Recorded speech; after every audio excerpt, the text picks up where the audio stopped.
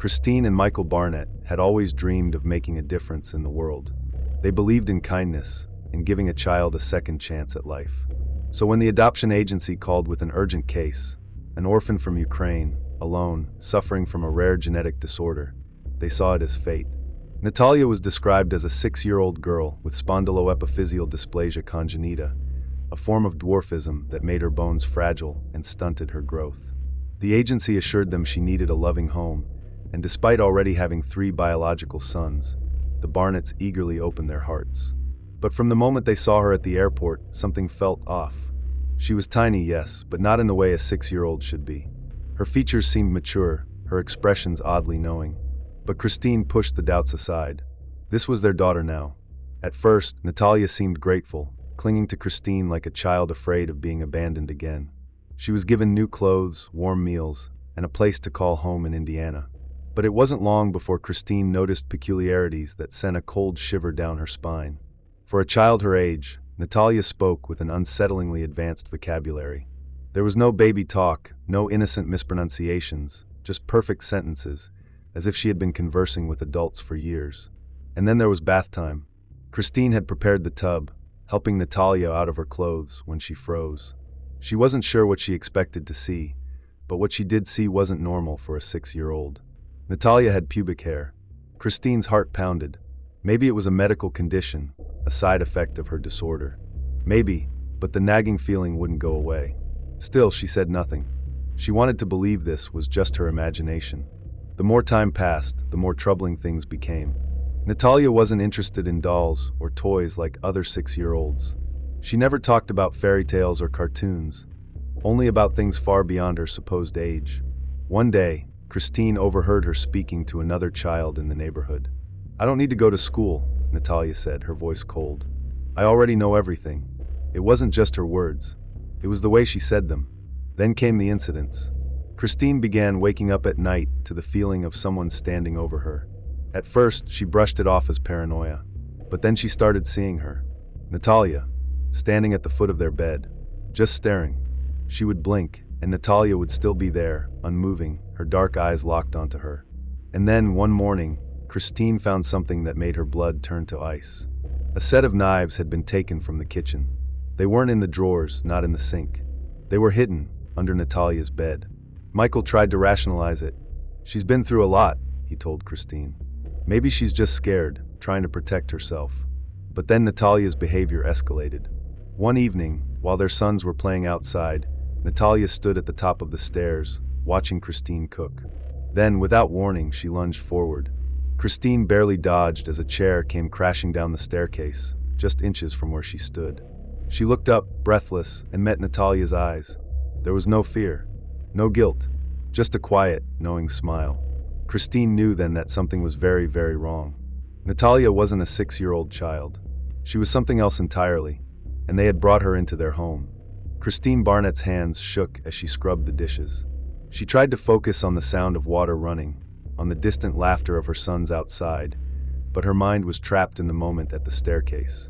The chair, the way Natalia had thrown it, that smile. It wasn't the grin of an innocent child. It was something else, something that made Christine's skin crawl. She turned to Michael that night, her voice a hushed whisper. "She's dangerous," she said. "We have to do something." Michael, always the rational one, sighed. "She's just troubled, Chris. We knew she'd have trauma." "This isn't trauma, Michael." Her voice cracked. "She's not who they told us she was." Michael hesitated. He wanted to dismiss her fears, but deep down he felt it too. Natalia was not a 6-year-old girl, and soon she would prove it to them in ways they never could have imagined. Christine and Michael decided to monitor Natalia more closely, looking for answers, something, anything, that could explain her bizarre behavior. The first thing they did was take her to a pediatrician. The doctor, after examining her, looked troubled. "I don't know how to say this," he said, "but this child has adult teeth. Fully developed." Christine's stomach twisted. That wasn't all. The doctor noted signs of mature bone structure, something unheard of in a 6-year-old. When Christine asked if Natalia could really be a child, the doctor hesitated.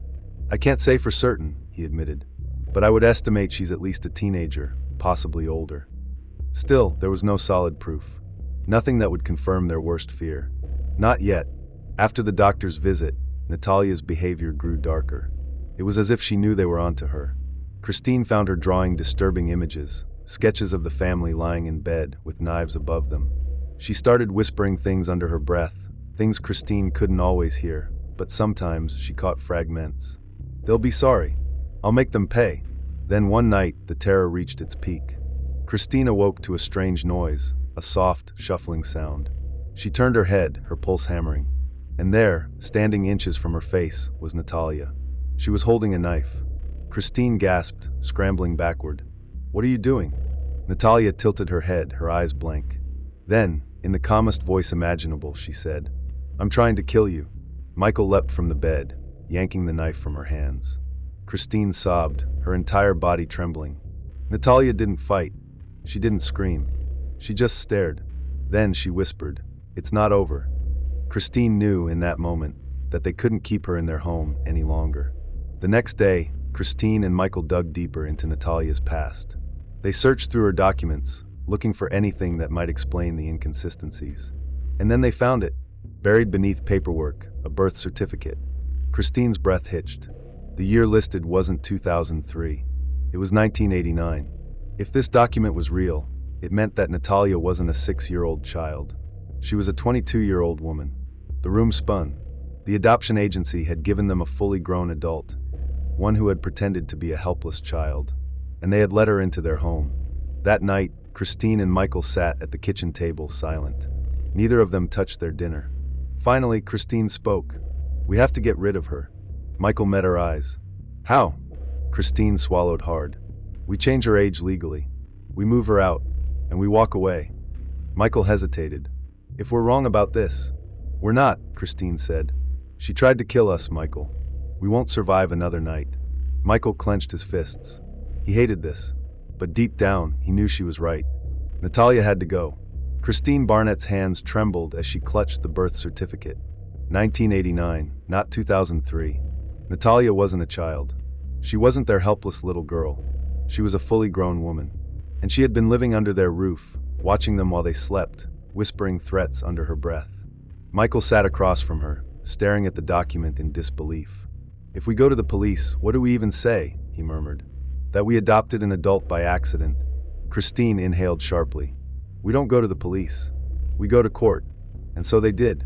In 2012, the Barnetts filed a motion with the Marion County Superior Court to have Natalia's birth year changed, from 2003 to 1989. Their argument? She was a legal adult, not a child, and they needed to correct the records. To their shock, the court approved it. In the eyes of the law, Natalia was now 22 years old. She was no longer their responsibility. She was on her own. Michael and Christine wasted no time. They packed up Natalia's things and moved her into a small apartment in Lafayette, Indiana. They paid the rent for a few months, gave her some groceries, and left. Just like that, they were free. Or so they thought. For the first time since her adoption, Natalia was alone. No Barnetts, no family, just an empty apartment and the eerie silence of her new life. Neighbors later recalled seeing her wandering the complex, confused and disoriented. She didn't seem like a 22-year-old woman. She seemed lost. She begged locals for help, claiming her parents had abandoned her. "They left me," she whispered to one neighbor. "They said I wasn't their daughter anymore." It wasn't long before someone made a call. To the police.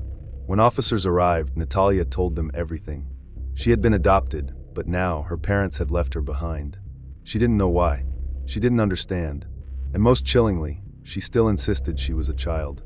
Police began digging into the case, speaking with doctors, neighbors, and even the adoption agency that had placed her. Medical records painted a conflicted picture. Some tests suggested she was a teenager, possibly younger, while others supported the Barnetts' claim that she was an adult. One doctor noted that Natalia had never shown signs of puberty. If she was really 22, how was that possible? Meanwhile, Christine and Michael were moving on with their lives. They had left Natalia behind in Indiana and relocated to Canada, where their son had been accepted into a prestigious physics program. They thought it was over, until they got the call. The police were investigating them. The charge? Neglect of a dependent. In the state of Indiana, it was a crime to abandon a child. And despite the court ruling, authorities weren't convinced that Natalia was actually an adult. The walls were closing in. But as investigators dug deeper, they uncovered disturbing new details. Asterisk Natalia had been taken in by another family, the Manns. Asterisk she told them she was a child, and she had been abused by the Barnetts. Asterisk, but even more bizarrely, she began exhibiting strange behaviors once again. One night, Mrs. Manns awoke to find Natalia standing in her bedroom. Watching her, who was Natalia Grace? The case had now turned into a national mystery. Was Natalia a helpless child abandoned by cruel parents? Or was she a manipulative adult playing the ultimate con? One thing was certain, the truth was more terrifying than anyone could have imagined. And soon, it would all explode in court. The courtroom was silent as the judge took his seat. The Barnetts sat at the defense table, their faces drawn, their hands clasped tightly. Across from them sat Natalia, flanked by her new guardians, the Manns. The world was watching. Was Natalia Grace a helpless child, cruelly abandoned by the parents who had sworn to protect her? Or was she a manipulative adult, orchestrating a deception so twisted that it defied belief? The answer lay in the evidence, and the truth was about to shake everyone to their core. The prosecution's case, a child betrayed. The prosecution painted a devastating picture. Asterisk Natalia was a small, disabled child who had been left alone in an apartment with no resources. Asterisk doctors had evaluated her as a minor multiple times before the Barnetts petitioned to change her age. Asterisk neighbors had seen her confused, hungry, and crying for help. This was not an adult, the prosecutor thundered. This was a little girl abandoned by the very people who had promised to love her.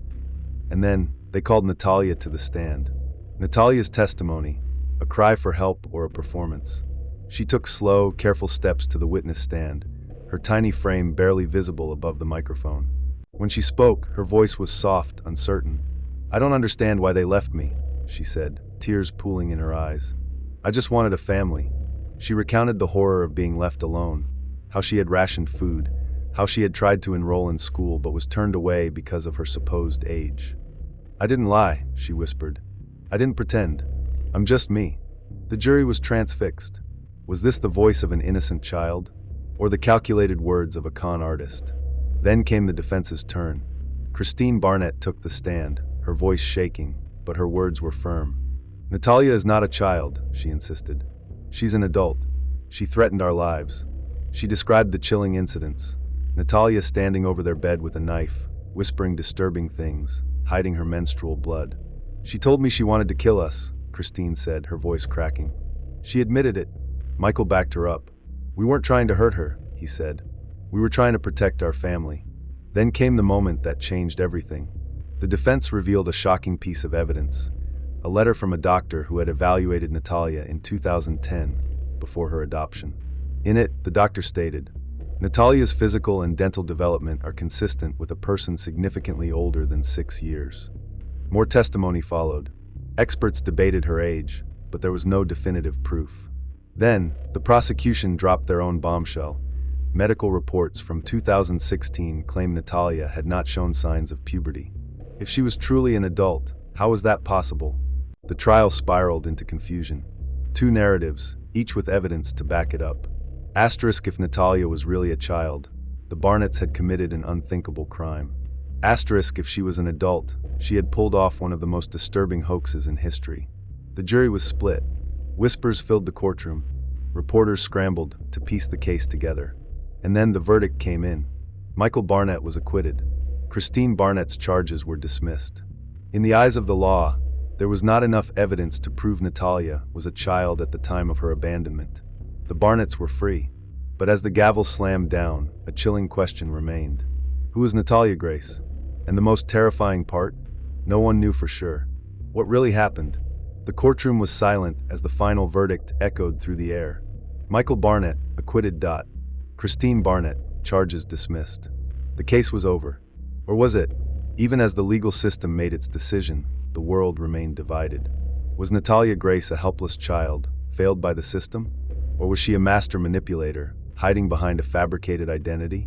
With the trial behind them, the Barnetts vanished from the spotlight. But Natalia's story was far from over. Where is Natalia Grace now?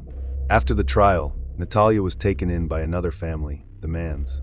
They treated her as their child, insisting that she was a young girl who had been wronged. "She is not a grown woman," Mrs. Manns told reporters. "She's just a child who needed love." But even in her new home, strange things continued to happen. Asterisk Natalia was seen standing over Mrs. Mann's bed at night, just as she had with the Barnetts. Asterisk she attempted to harm her new siblings, according to reports. Asterisk despite claiming to be a child, she allegedly had a deep knowledge of adult topics. Soon, the Manns began to question everything. Had they taken in a child in need? Or had they invited a predator into their home? Years later, Christine and Michael Barnett broke their silence. "We were made to look like monsters," Christine said in an interview. "But the truth is, we were the victims." Michael, once quiet, finally spoke out. "I don't care what anyone says," he declared. "Natalia was not a 6-year-old. She was an adult, and she tried to kill us." But without undeniable proof, the case remained shrouded in doubt. Natalia's true identity was never fully proven. Her medical records contradicted each other. Some suggested she was a teenager, while others backed the Barnett's claim that she was much older. No official documents from Ukraine ever surfaced to confirm her real age. To this day, no one knows for sure if she was a child abandoned by those who should have cared for her, or if she was a grown woman who pulled off one of the most disturbing hoaxes in history. The case of Natalia Grace became one of the most bizarre adoption scandals the world had ever seen. It raised terrifying questions. Asterisk, could an adult really pose as a child and manipulate the system? Asterisk, or could innocent parents be wrongfully accused and destroyed by the media? Even now, people continue to debate, theorize, and search for answers. But perhaps the most chilling thought of all is this. If Natalia Grace was truly an adult pretending to be a child, where is she now? And more importantly, who is she living with next?